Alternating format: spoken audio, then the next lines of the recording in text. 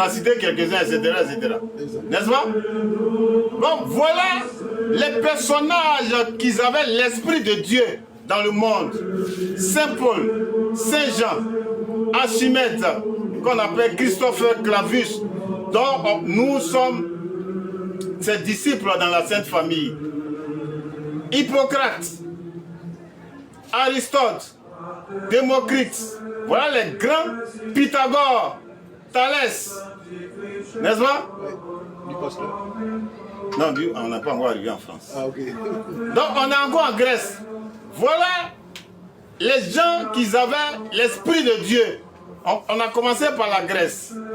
Il y a eu Saint Jean, Saint Paul, Christopher Clavius, qu'on appelle Archimède, pardonnez.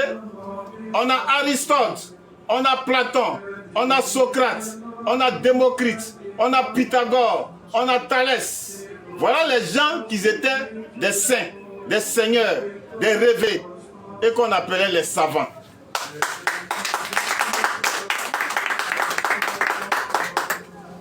Alors on arrive maintenant en Italie. Ceux qui avaient l'esprit en Italie, on a Galilée. Voilà Galilée qui avait l'Esprit de Dieu en Italie. On va en France. En France, c'est le plus grand pays qui a reçu les hommes d'esprit qu'on appelle les hommes de lumière.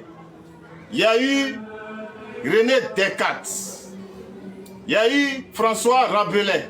Il était d'abord prêtre avant d'être savant, avant d'être saint. Vous voyez, c'est un curé.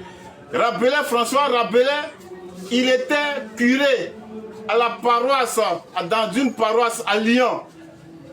Et il a été un moine, parce qu'il dit que l'église était la tradition populaire.